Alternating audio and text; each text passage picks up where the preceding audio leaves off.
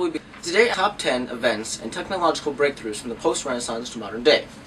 Starting off the list, we have Isaac Newton's laws of motion in 1687. These were published during that time when there were questions about gravity, and people really didn't know a whole lot about motion and physics. So he answered many different questions about that field.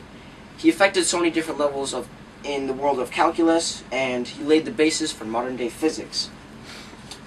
During the 1700s, a lot happened. Starting off that list, we have the American Revolution, which spanned approximately from 1765 to 1783.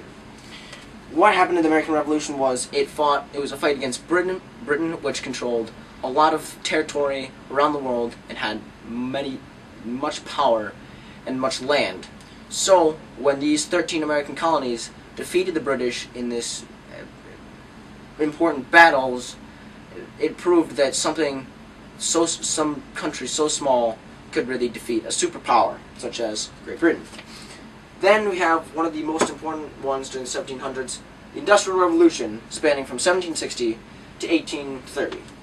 What the Industrial Revolution was it was a switch from old farming ways to new city life and industrial factories being born, companies being built, governments changing, money being made by everyone. Now people could get more jobs.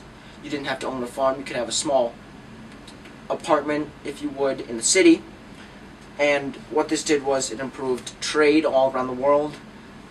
Inventions such as cotton gin and steam power were made, and uses of coal went up. Iron was monumental in this effect on the Industrial Revolution. Things were sturdier, and people started to think more innovatively, and companies were skyrocketing, governments, all this was changing on a huge level. Next, we have the first vaccination in 1796, given by Edward Jenner. It was a cure for smallpox, which was a disease that was killing thousands upon thousands of people throughout the ages. In the midst of this, people had a different mindset after he cured that smallpox disease. Now, people weren't as scared of a different outbreak of, say, polio or anthrax throughout the ages, cholera, typhoid fever, bubonic plague. All these different diseases eventually had cures found for them, and people started to not be as scared of diseases. During the 1800s, we have wireless telegraphy, 1838. Now, you could start sending messages across town, and they did an experiment across the pond, if you would, of sending a telephone call. It took about 7 minutes, but you could talk to somebody across the country, across the world even.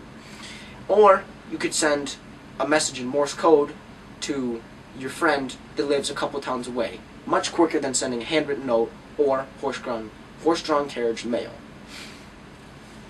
Next, we have the use of electricity in 1847.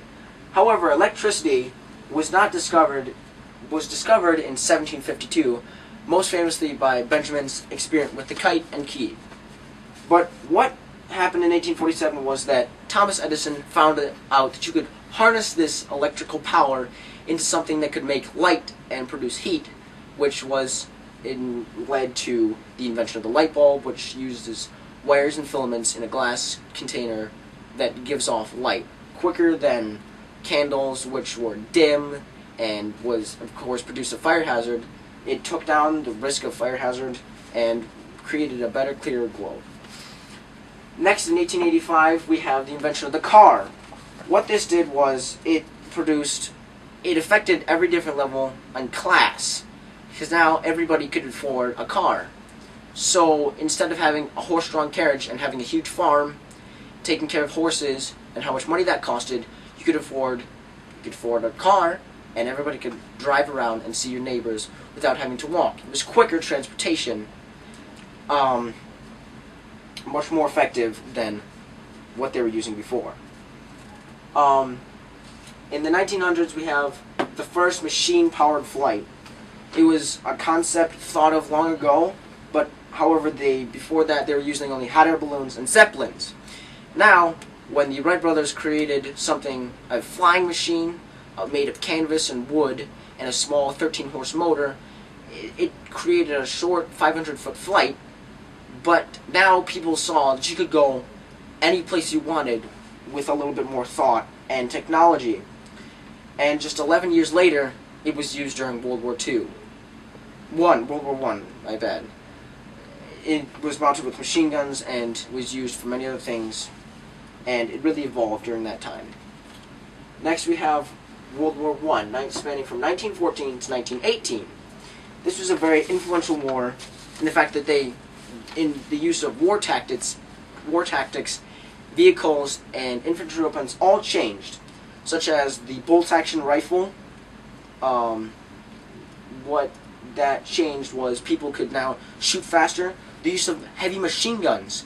You could have one man taking down a whole row of infantry with only needing one other person to man it. Now you could take down so many people with that. Also, what it used was a tactic of using airplanes, which just 11 years before had just been a mere idea, a mere dream. What they did in that time period with the evolution from just 11 short years, because now they used machine guns on it, they could drop bombs from it, they could use it for reconnaissance. It was a safer, smarter way of using warfare. And World War I was a fantasy war almost, it was something everybody kind of wanted. It was a big war that involved the whole world. And they got it, but the effect was around 70 million military personnel and 60 Europeans mobilized into one of the largest wars in history.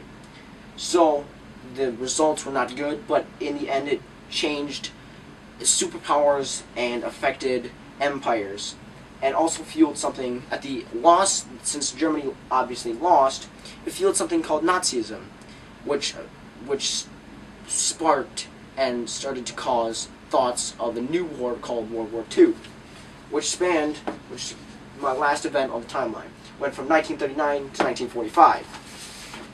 What the war was it was the rise and fall. It chronicled the rise and fall of the Third Reich and Hitler.